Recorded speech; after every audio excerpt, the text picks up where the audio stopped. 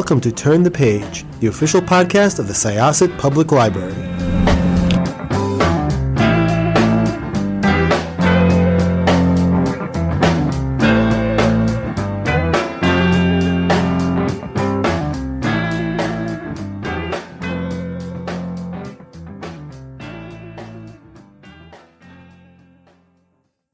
Welcome to this chapter of Turn the Page, Syosset Library's podcast. I am Evelyn Hershkowitz, Reader Services Librarian, and so let Donna Berger, also Reader Services Librarian, introduce our very special guest, Susie Yang. So Donna, take it away. Okay. Susie Yang was born in China and came to the United States as a child. She has since lived in 14 countries across 3 continents. After receiving her doctorate of pharmacy from Rutgers, she launched a tech startup in San Francisco that has taught 20,000 people how to code. She has studied creative writing at Tin House, Sackett Street, and the 92nd Street Y. She has lived across the United States, Europe, and Asia, and now resides in the UK, but currently is in Istanbul.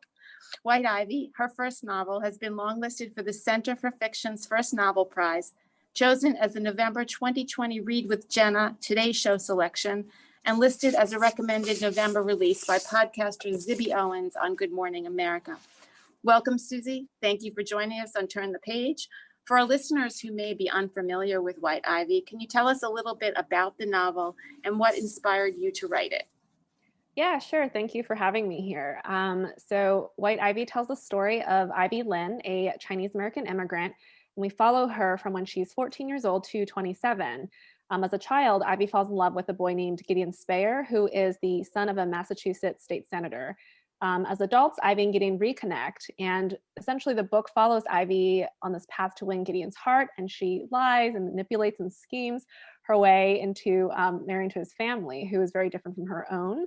What inspired me to write the book, actually, I always knew I wanted to write an anti-hero character, and the first line of the novel kind of came to me out of the blue, which is, Ivy Lin is a thief, but you would never know it to look at her. And once I had that line, the character of Ivy came to me quite fully formed. And I kind of saw the whole vision of the novel. And I always knew the lengths that Ivy would go to get what she wanted. And then it took me the year to write the novel. Wow, that's quick, a year. That's amazing. So tell us the journey that it took. First of all, let's go back. You weren't an author originally. No. You had a startup company. You have a doctorate in pharmacy. I mean, you're very well established in that business. What made you decide to go into writing this book? So I've always loved writing. I've been a writer and I've journaled ever since I can remember, but I always thought of it as a hobby. I come from, Chinese American background. So it was kind of instilled in me that, I would go to school, get a traditional degree, get a job.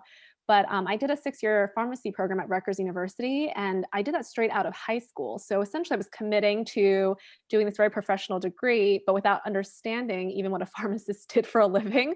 And by the time I understood that, I was halfway through the degree and I hated it. So I thought, let me at least get the degree. It's a little bit late now to back out. But right after I graduated, I moved to San Francisco to work in tech, because that was still a really viable career path that was, quite normal to get a job and work in. And then when I was in San Francisco, I launched a whole bunch of failed startups before launching Base Rails, which I worked on for 3 years before writing White Ivy. And the inspiration for kind of turning into a writer was really, I call it my quarter life crisis. I thought, what is it that I really want to do is working in tech and running the startup, what I want to commit to. And I thought, no, I really want to pursue writing full time and see if I can do it. So when I say I gave myself the year, it really was kind of do or die for me. I thought if not now, I have to kill the dream of becoming a writer or prove to myself that I could do it. Wow. Congratulations on that then. We've spoken to so many other authors and your path was amazing, that how quickly that you were able to get such a great novel. My question to you is, what was it like when you got that phone call from Jenna Bush's Hager's staff saying that they picked it for their November pick?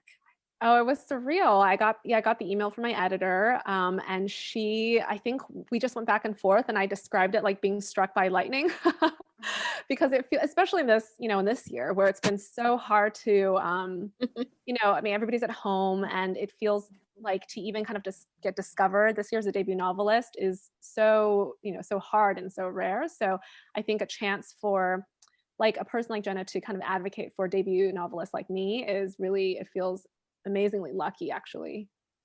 Have you spoken to Jenna yet, or that's going to be at the end of the month? That's scheduled for the end of the month. It's so exciting. I mean, to get picked for that. I mean, I love Jenna Bushhager. I think she's great. The books she picks always seem to be great books. So congratulations on that. I couldn't be happier for you. Thank you. So Donna and I have read White Ivy and we loved it. It's such a great story. Is Ivy based on anyone you know? Is she me? No. Good. I'm Ivy glad really... she's not you. No, Ivy really came to me. I know this sounds so strange, but she really came to me really fully formed. Even I wrote the first chapter in a day. So the first sentence came, and then the whole first chapter came to me. Her family, the way she walks, that shoplifting scene at Kmart. And that really became the bedrock for the novel. So even as I was, writing into the later parts of her adulthood, I would always come back to chapter 1, because that was really, for me, the formation of Ivy's character. I think the reason why she came to me so fully formed is because I love really manipulative, kind of social climbing characters. So one of my favorite books is Vanity Fair. So you always think Becky Sharp, you think Scarlett O'Hara. So just characters like that, I'm so fascinated with. And it's so interesting to watch their kind of destructive personalities and having them face the consequences of that. And so when I thought, what kind of book do I want to write? It was always going to be along those veins. And that's why, so I wouldn't say at all that, Ivy's based on me or anyone I know. She just kind of sprung to life for me on the page. I really loved that you put her she said that the library was one of her favorite places, and that's where she shaped her aspirations, and she filled in the details, because I can totally see someone who's coming from a background that's not traditional American. If you read lots of novels, you definitely come up with someone like Gideon as your ideal man. And it rang so true. And what has been your experience with libraries as, someone who came here from China and, obviously had to learn language, etc.? Yeah, I love that line. And that was absolutely drawn from my life. When I was a kid, I remember we would get these Scholastic. Do you guys remember the Scholastic book orders? The best. They're the best. And all of my Yes. friends got them, and they would check off everything. And my parents were like, nope, we're not going to waste money on books when you have the library. And so because of that, Once in a while I got a treat, but not too often. No, I never did. And so even today, I have like a compulsive book buying problem because it feels like such a luxury to me.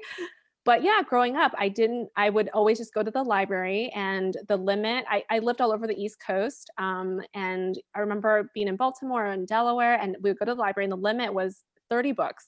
And so I would always check out 30 books. Oh my God. And I would, read them. And I'm such a rereader too. So I'll read them back to back. And I remember kind of informing the impressions of what the American dream was. I was a huge Sweet Valley fan. You have these blonde, blue-eyed twins. I loved, V.C. Andrews. I read everything. I read Lord of the Rings, obviously Harry Potter. So it really was just, it was a place where I think that completely populated my imagination growing up. And I really put that detail for Ivy, because I really wanted to give her that kind of immigrant background of, kind of even understanding what it is to aspire for in America. That was really informed by books for her as well. I thought that was a great bunch of details. And I have a question about the cover. I think the cover is just so beautiful. And so did you have any input into that, or did they just show that to you? So my editor sent me, I think it was 5 really different covers from the art director Jackie at Simon & Schuster. And to be honest, I really loved all of them, but they were really different. And one of the ones was this black and white cover, but it was of a different woman in the beginning. And we all really liked that cover, but we thought it was a little bit too historical fiction because her pose was a little bit different and she had like short hair. But because the feel of it, the black and white image with the splash of color was really appealing to all of us, I think she came back to me maybe after 3 iterations with this current image and the font. And then that became the cover we all liked. So I gave feedback on it, but it was really just trying to make sure that, the cover pleased so many people, me and the Simon & Schuster and the buyers and, the readers. So it took a few iterations. Yeah, no, it's great. Did you have a tour planned or anything? I mean, was that in the works before we all got shut down, or was that not even taken care of at that point? I think because when we started talking about, marketing and publicity, it was already March, February. Oh, okay. So it really did feel like wait and see. I mean, I actually prefer these types of calls because I'm such a homebody and I'm such an introvert. So it feels a lot less taxing to just, be in my own home and do this. And plus people can now dial in. So Right.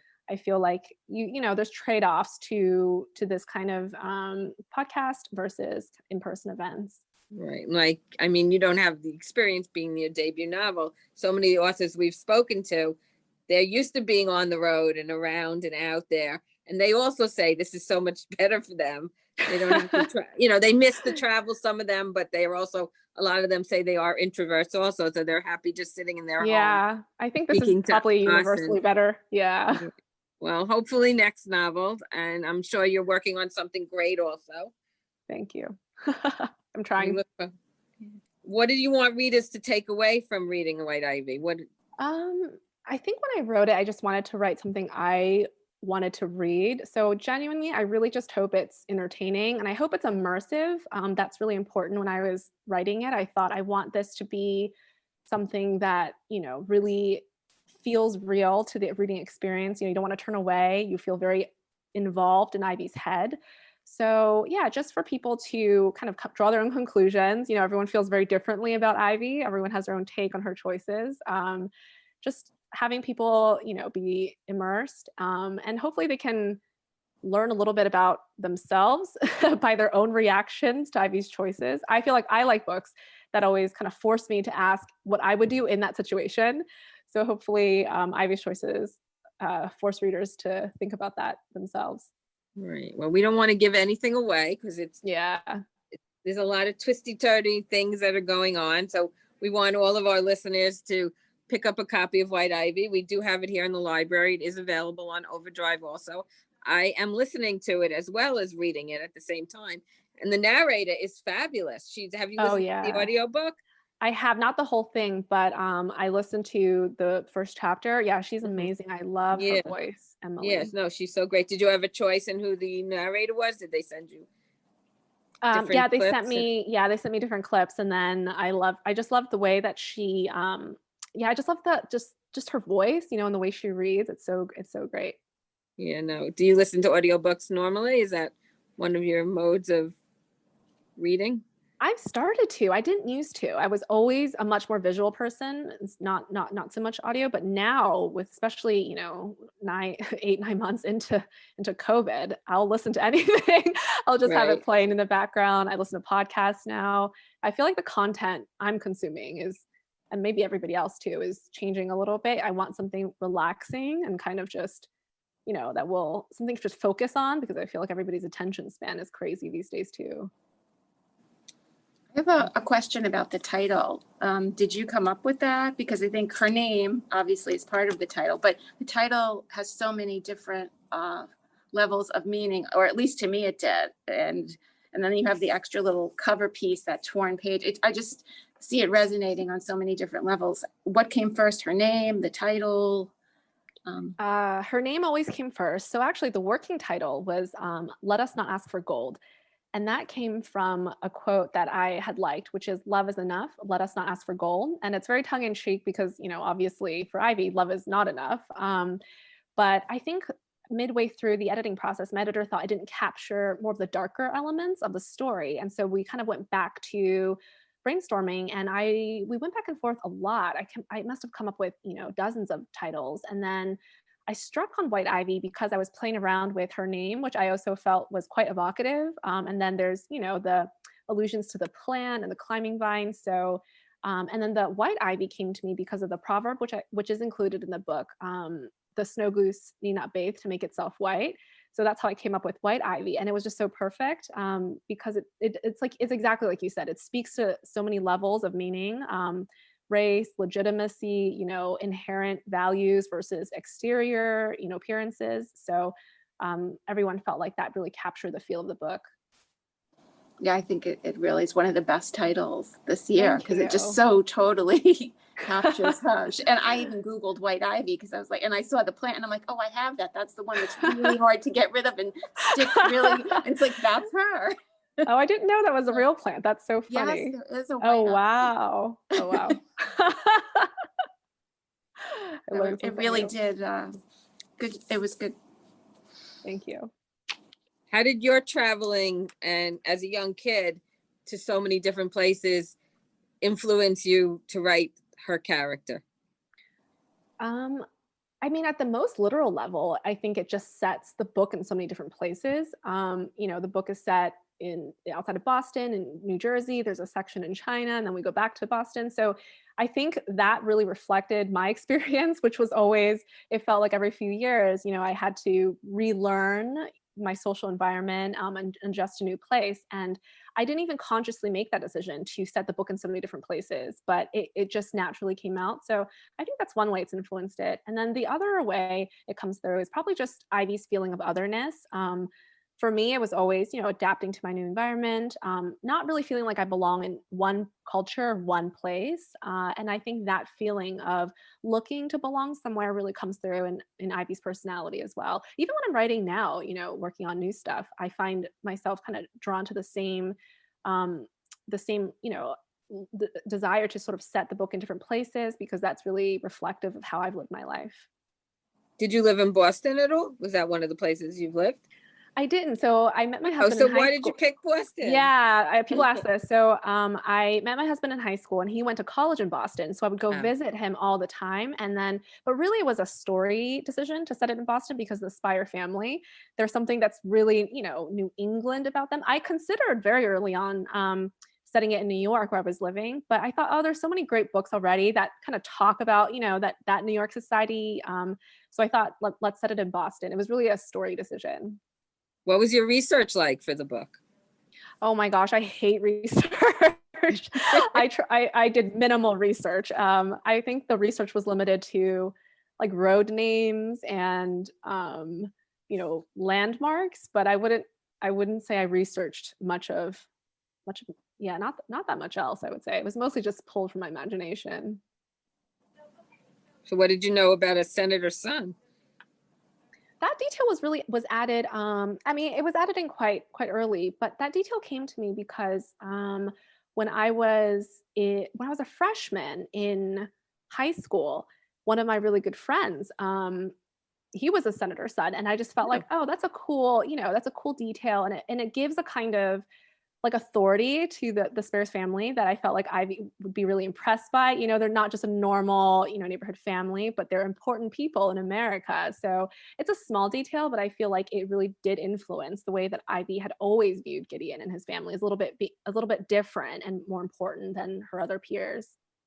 Yeah, the scene when her whole family goes and takes her out of Gideon's house was unbelievable. Yeah, very awkward. Right. That really showed a lot about both cultures. And I think the book is very cinematic. I mean, you see the things happening as you're reading it. Have you had any expressed interest from film companies or Netflix and those TV producers to adapt this at all? Yeah, so actually in June, this was optioned by Netflix. Congratulations. Thank you. To be produced by Shondaland. So that's amazing. Yeah. Thank you. I wasn't sure at what point, we could share the news, but it's public now. So that was another, huge up, through this tumultuous year of ups and downs. Wow. Did you know at that point in June that it was a Jenna pick? No. When did she contact you? How long a process is that? I think I found out about the Jenna pick. I want to say September. Okay, not that long ago. Yeah, not that long ago. Maybe in late August. Yeah. Wow, what a year you're having, huh? Yeah, it really does feel like that. That Dickens quote. It was the best of times, and it was the worst of times. It's really been that. Really, yeah. So when you were in college, did you take any English classes, or reading for you was just a pastime? I tried to as much as I could. I mean, English was always my favorite subject, but because it was a pharmacy school, it had, Right. very strict, very strict degree requirements. But all of my electives, I took Shakespeare, I took creative writing, I took poetry. So I would try to take as many writing and reading electives as I possibly could in school. But yeah, I actually find that I probably enjoy reading the books that I want to read. I enjoy the books that are assigned to me less. I think everybody can identify with that. Yeah. So what are you reading now? What are some of the current authors that you like? Let me just take a look actually. So I'm reading Anita Bruckner, Hotel du Lac. I have that right here. That one. I'm reading D.H. Lawrence. I just discovered him for the first time. So I'm reading The Rainbow. I used to feel really bad about like not finishing a book once I started it, but I feel like there's so many books now. So if I, read a few chapters of one book, I will read another book simultaneously. Whereas before I would never, stop in the middle of a book. I would always have to finish it. And what do your parents now think about you being an author? One of the first questions when I told my dad about publishing What Ivy was like, are you going to write more books? Yeah. He's like, is this a one-time thing that you just kind of had to do? And I thought, no, Dad, I think I'm going to write books now. No, they're really supportive. I think they're quite used to me living this very like vagabond life. Ever since I was, after college, I've moved around so much too for the startup. And I've lived abroad so many times, even before becoming a writer. And so I think they're used to it. They're always like, where are you in the world? What are you working on? So they're quite supportive. It was a really surreal experience though when he read the book for the first time. I sent it to him and he was reading it and giving me real-time feedback. Like he would text me, I'm on page 100, and he would make corrections for me. So that was interesting. That was fun. Are you still involved in the startup company? No, it's still up. It's called Base Rails, but it's really outdated. The content is very outdated. Oh, okay. Yeah. So you're a full-time author now. Yeah. So can you get a little hint about what the new book's about? Yeah, sure. So it's about it also follows a romantic couple over the span of around a decade, and it kind of addresses like the public persona versus the private self. It's set also in between the U.S. and Beijing, and a lot of it deals with the cultural clashes of the Chinese American culture, and it also kind of tackles the Chinese entertainment industry. I feel like I'm just drawn to really similar themes of kind of identity politics and comedy of manners and the family cultural clashes. So those themes are still ones that are going to be prevalent throughout the book. Sounds good. Do you have a deadline? I hope not. Not that I know of. Oh, okay. Yeah, no, just personal deadline. Okay, it's not going to be like one book a year deal? Oh gosh, I hope not. At least nobody has told me. At least no one's told me so far if it is.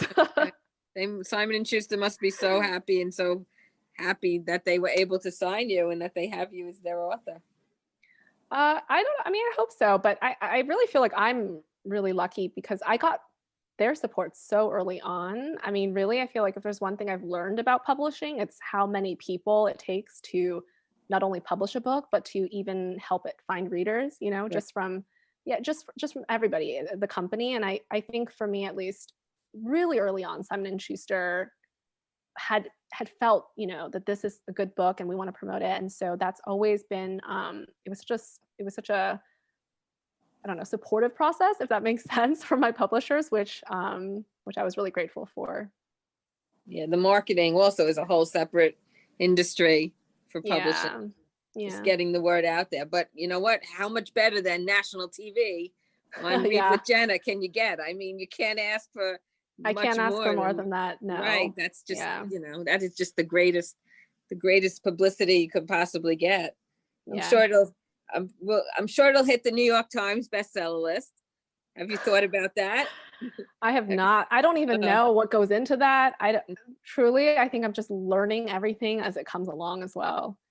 I think so many of her books have hit the New York Times bestseller list. So I think you have that to look forward to in the near future. I really think so. I don't want to get my hopes up, but thank you. Definitely see that happening. What about you, Donna? I definitely think it could get there. It's Yeah. very good. It's well written and such a good story. I really, Thank really, you. really enjoyed it. Thank Yeah. you. I really think it's on its way. And we are so happy that you were able to join us on our Turn the Page podcast from the Syosset Public Library. I'm going to close the chapter on Turn the Page. This has been Evelyn Hershkowitz, Reader Services Librarian. And with us, we also have another one of our Reader Services librarians. Donna Berger.